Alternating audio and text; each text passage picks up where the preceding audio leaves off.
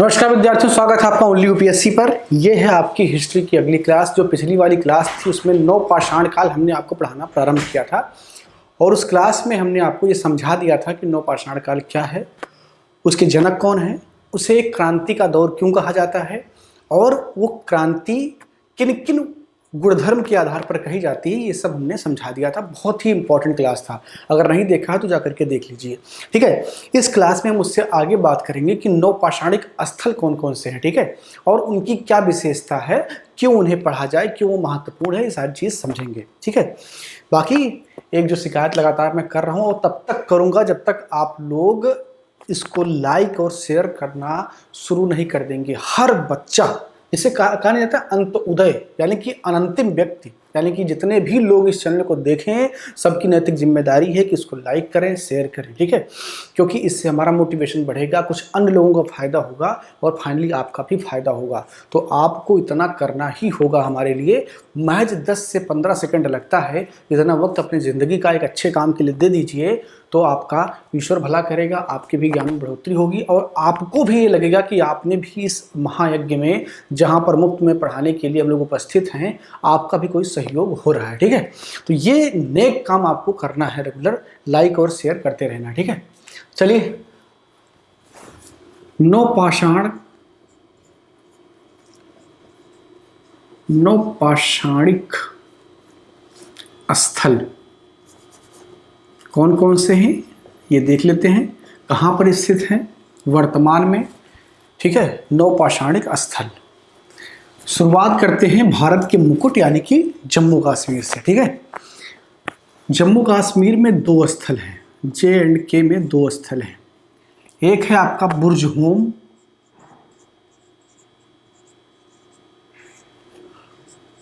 और दूसरा है आपका गुफकराल।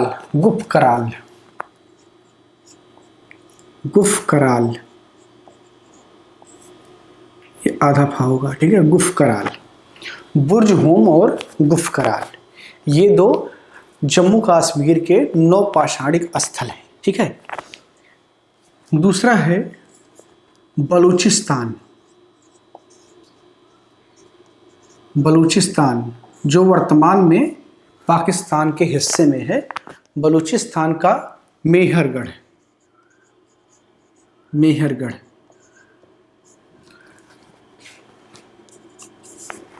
तीसरा है आपका यूपी यानी कि उत्तर प्रदेश में है कोल्डिहिवा,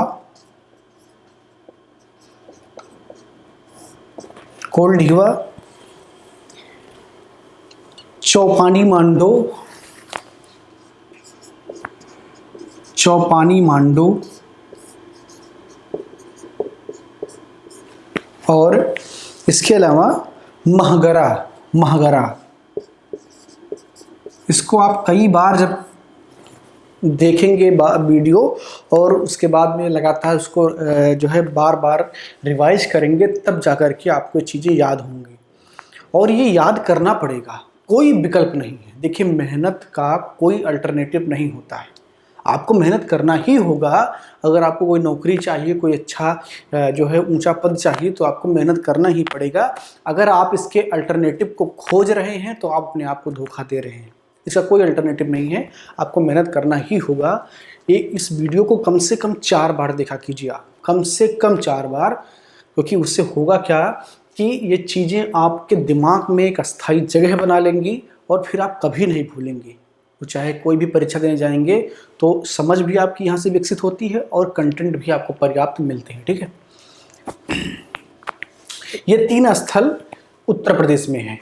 इनमें क्या महत्वपूर्ण है, अभी इसकी चर्चा हम पूरी की चर्चा करेंगे कि बुर्ज होम क्यों महत्वपूर्ण है और गुफकराल में क्या है, मेहरगढ़ में क्या है, सबकी अलग से चर्चा करेंगे। पहले नोट कर लीजिए कि कौन कौन से स्थल हैं। अधिकतर बार तो परीक्षाओं में सिर्फ स्थल पूछ लिया जाता है, पूछ लिया गया मेहरगढ़, ठीक है, फिर नीचे लिख दिया गया नौ पाषाणिक स्थल है, मध्य पाषाणिक स्थल है, पुरा पाषाणिक स्थल है या जो है सिंधु सभ्यता का स्थल है। अब आपको जब पता होगा कि ये नौ पाषाणिक स्थल है तभी तो आप लगा पाएंगे। तो ऐसे भी सवाल आते हैं। चलिए, अगला है आपका बिहार। बिहार में एक स्थल है चिरांद, चिरांद, ठीक है। कर्नाटक,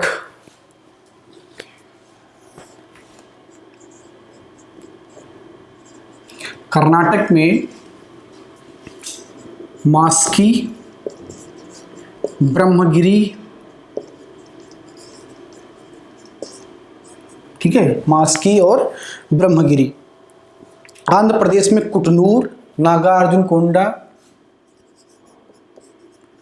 आंध्र प्रदेश में कुटनूर, नागार्जुन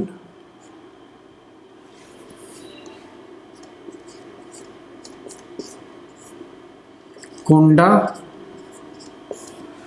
ठीक है।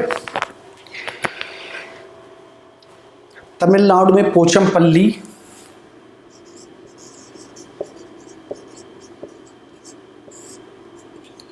पोचमपल्ली,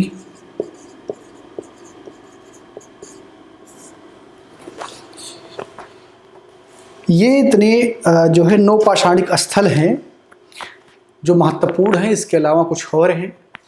असम में एक स्थल है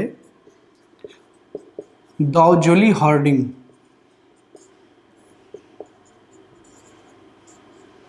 ठीक है। ये सब नौ पाषाणिक स्थल हैं जो कि अपनी विशेषता के लिए जाने जाते हैं, ठीक है। चलिए अब एक एक करके इनको समझते हैं कि ये महत्वपूर्ण क्यों हैं और क्यों इनके बारे में पढ़ा जाता है और क्यों पढ़ाया जाता है। नौ पाषाणिक स्थल, ठीक है। अब इसको मिटा रहा हूँ और जो इसमें बहुत ज़्यादा महत्वपूर्ण है उनके बारे में चर्चा कर दे रहा हूँ। पेन कॉपी ले करके बैठा कीजिए, क्योंकि अगर आप इसको इस तरीके से तैयारी करना चाहते हैं कि आए थोड़ा सा वीडियो देखा फिर छोड़ के चले गए, तो इससे सिर्फ आप समय बर्बाद कर रहे हैं अपना। और अगर आपके माँ बाप ने भी आपसे कोई उम्मीद लगा करके रखा है कि हमारा बेटा आईपीएस अधिकारी बनेगा, कुछ बड़ा करेगा, नाम रोशन करेगा, तो वो भी धोखा पा रहे हैं, ठीक है। देखिए, अगर आपको इतने बड़े सपने अगर आपने पाले हैं तो आपको उस लेवल पर मेहनत भी करना होगा। इस क्लास को देखिए, बुक पढ़िए, मैंने बुक भी बहुत सारे बता दिए हैं कौन कौन से बुक आपको पढ़ने हैं। एनसीईआरटी खरीद लीजिए, एक तरफ से पढ़ना शुरू कीजिए और यकीन मानिए कि जितने भी आपको महत्वपूर्ण बुक किताबों पर जो है किताबों की दुकान पर मिलेंगे, उन सब का सार इस क्लास में मिलता ही मिलता आपको है, ठीक है। जब मैं क्लास कर रहा होता हूँ तो इसके पीछे बहुत सारे किताबों का एक नोट्स होता है जिसको मैं पढ़ा रहा होता हूँ आपको। ऐसा नहीं है कि सिर्फ एनसीईआरटी है या कोई स्पेशल जो लेखक है उनकी किताब से मैंने उठाया, कॉपी और पेस्ट कर दिया, ऐसा नहीं होता है। ये कई सारे क्लास, कई सारे नोट्स, कई सारे जो है अलग अलग थिंकर्स के विचार सबको मिला करके क्लास आपके सामने आती है। तो इसको देखिए और किताबों को पढ़िए, लगातार मेहनत करते रहिए, इसका फ़ायदा आपको ज़रूर मिलेगा। बुर्जहोम,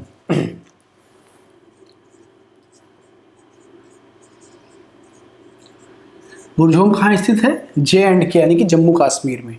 इसकी विशेषता क्या है? पहली विशेषता इसकी है, यहाँ कुत्ते के साथ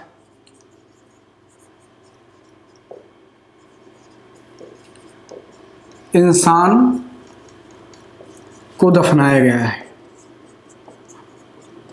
यानी कि ये किस बात की ओर इंगित करता है कि इंसान पशुपालक बन गया है और उसका इस प्रकार से संबंध हो गया है इंसान के साथ कि उसकी मृत्यु पर उसके साथ दफनाया जा रहा है उसको, ठीक है। तो ये पशुपालक होने का एक लक्षण है। या हो सकता है कि उस वक्त कोई टोना टोटका रहा हो, ऐसा भी हो सकता है, लेकिन ज़्यादातर जो है मत हैं वो इस बात को मानते हैं कि ये पशुपालक, इंसान के पशुपालक होने का एक लक्षण है। दूसरा है, झीलों के किनारे यहाँ पर गर्तवास मिले हैं। झीलों के किनारे गर्तवास मिले हैं। गर्तवास क्या होता है? एक ऐसा घर जो जमीन के नीचे हो, जिसे आप अंडरग्राउंड कहते हैं अभी, ठीक है। वर्तमान में आप जिसे अंडरग्राउंड कहते हैं। अंडरग्राउंड में आप क्या करते हैं? कंस्ट्रक्शन करते हैं जमीन के नीचे खोद करके, या कोई गहरा जो है जो खाई टाइप का ज़मीन है वहाँ पर कंस्ट्रक्शन करते हैं और आप घर नुमा आकृति बनाते हैं। लेकिन जो गर्तवास है इसमें कोई बाहर से कंस्ट्रक्शन नहीं होता है। उसी ज़मीन को खोद करके जो है उसके नीचे आवास बनाया जाता है, तो उसको गर्तवास कहा जाता है। ठीक है, तो झीलों के किनारे कई गर्तवास भी पाए गए हैं। ठीक है, बुर्जहोम का मतलब होता है जन्म। अगर कभी पूछ ले यूपीएससी तो जो है जाने आप, यूपीएससी कुछ भी पूछ सकती है, कोई उसका जो है अगर उसने लिख दिया है कि सिलेबस में फला चीज़ है तो उस सिलेबस से संबंधित कुछ भी वो पूछ सकती है। तो जहाँ तक संभव हो अधिक से अधिक जानकारी आप एब्जॉर्ब करके रखें, तभी आप यूपीएससी को क्रैक कर पाएंगे। दूसरा स्थल जो जम्मू कश्मीर का है वह है गुफराल, गुफ कराल, गुफ कराल। ठीक है, गुफ कराल से हड्डी के बहुत सारे उपकरण मिले हैं। ठीक है, हड्डी के उपकरण। और जो दूसरा मिला है यहाँ पर वो है गर्तवाश, यहाँ भी गर्तवाश मिला है। ठीक है, जम्मू कश्मीर में जो 2 स्थल हैं नौपाषाणिक, उसमें जो है गर्तवाश दोनों में मिला है। आगे देखते हैं, मेहरगढ़ बहुत इंपॉर्टेंट है। मेहरगढ़ बहुत इंपॉर्टेंट, इससे बहुत बार सवाल यूपीएससी ने भी पूछा है और स्टेट पीसीएस तो पूछते ही पूछते हैं। मेहरगढ़ कहाँ स्थित है? बलूचिस्तान में, जो वर्तमान में पाकिस्तान का हिस्सा है। ठीक है, मेहरगढ़ जो है ये करीब 7000 बीसी के आसपास एक गांव के रूप में स्थापित था और इसको प्राचीनतम गांव होने का गौरव प्राप्त है। प्राचीनतम गांव, ठीक है, मेहरगढ़ को प्राचीनतम गांव होने का गौरव प्राप्त है। ये बहुत समृद्ध था 7000 बीसी पूर्व, यानी कि ईसा मसीह के जन्म के 7000 वर्ष पूर्व ही ये इतना समृद्ध और विकसित था जिसकी कल्पना आप वर्तमान में नहीं कर सकते हैं। कैसे? इसके साक्ष्य हैं। कृषि के सर्वप्रथम साक्ष्य मेहरगढ़ से ही मिलते हैं। कृषि के प्रथम साक्ष्य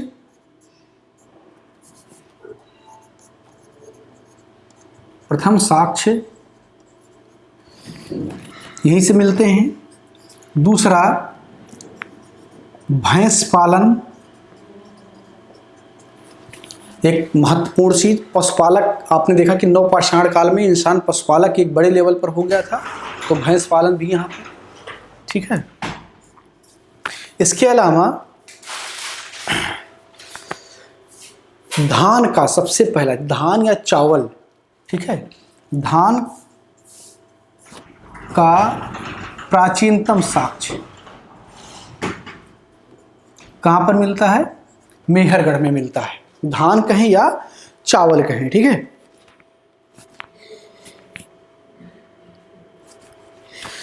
इसको करेक्ट कर लीजिए, ये धान का प्राचीनतम साक्ष्य यहाँ नहीं होगा, ये कोल्डिहवा में होगा।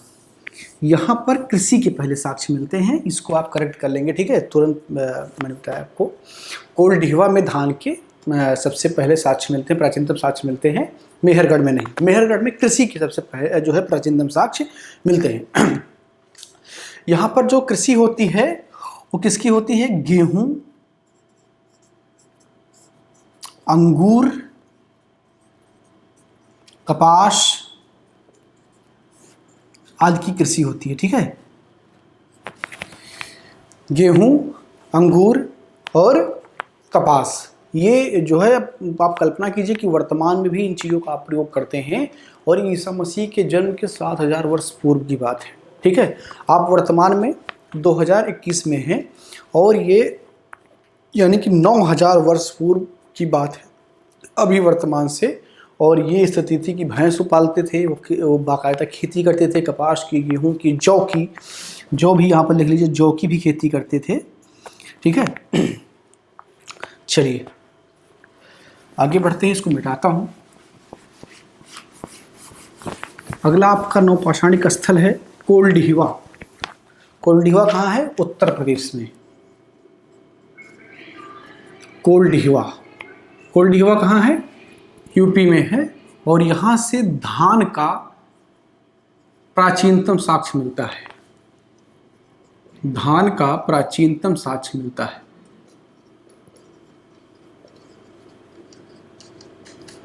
ठीक है ना। धान कहें या धान से बनने वाला चावल, ठीक है। इसके प्राचीनतम साक्ष्य कहाँ से मिलते हैं? कोल्ड से मिलते हैं।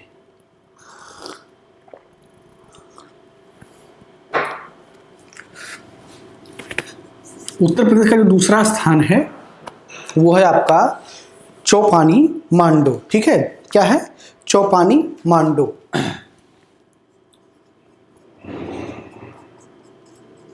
चौपानी मांडो।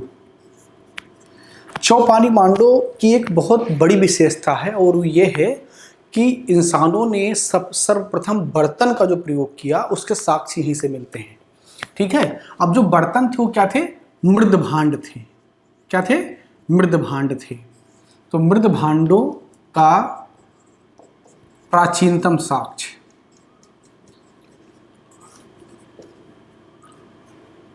मृद भांडों का प्राचीनतम साक्ष्य कहाँ से मिलता है? चौपानी मांडो से मिलता है, ठीक है।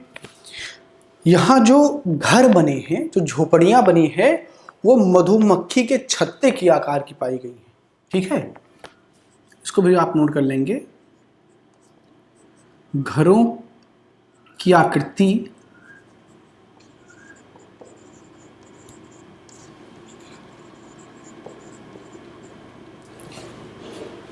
मधुमक्खी के छत्तों की जैसी है, ठीक है। नोट कर लेंगे आप इसको, मधुमक्खी की छत्तों की जैसी है, ठीक है। अगला जो आपका स्थल है वो है महगरा। यह भी उत्तर प्रदेश में ही स्थित है, ये भी आपका यूपी में ही स्थित है। चौपानी मांडो और महगरा यह भी यूपी में ही स्थित है। और ये तीनों क्या है? नवपाषाणिक हैं। आपने मध्य पाषाणिक में भी देखा था कि उत्तर प्रदेश में स्थान स्थित हैं। कौन कौन से हैं? सरायनहार, महदहा, दमदमा। कंफ्यूज मत होइएगा, ये नवपाषाणिक स्थल हैं। इससे पहले जो मैंने आपको मध्य पाषाण में समझाया था, प्रतापगढ़ जिले में महदहा, सरायनहार, दमदमा, ये सब मध्य पाषाणिक हैं। और कोल्डीवा, चौपानी मांडो, महगरा, ये सब क्या है? नवपाषाणिक स्थल हैं जो कि यूपी में स्थित हैं। महगरा के बारे में है, पशुपालन के सबसे प्राचीनतम साक्ष्य यहीं से मिले हैं, ठीक है। पशुपालन के प्राचीनतम साक्ष्य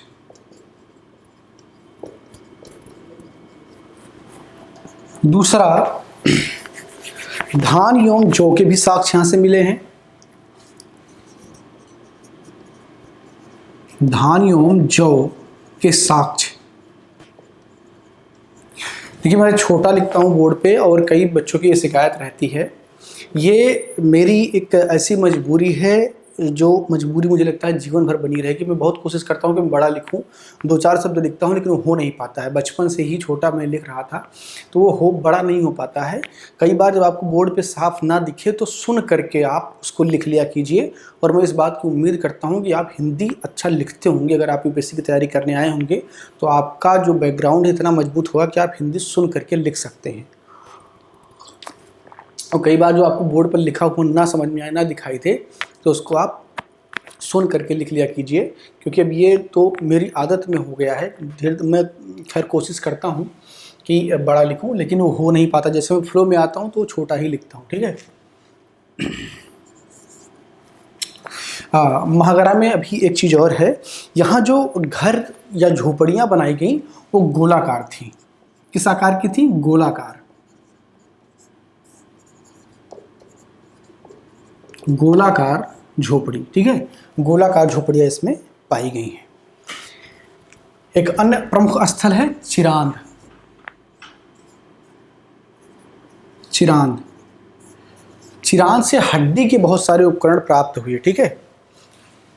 हड्डी के उपकरण, और ये हड्डी किसकी? हिरण की हड्डियां। यानी कि उस वक्त हिरण उस बिहार के क्षेत्र में ज़्यादा पाई जाती थी, इसीलिए हड्डी के उपकरण बहुत ज़्यादा प्राप्त हुए चिरांद से, ठीक है। तो ये था आपका पूरा नवपाषाणिक स्थल। उसमें जो महत्वपूर्ण स्थल थे, जिनकी विशेषताएं आपको जाननी थी, वो मैंने आपको बता दिया। अगली क्लास में हम बात करेंगे ताम्रपाषाण युगीन संस्कृतियों की, ठीक है।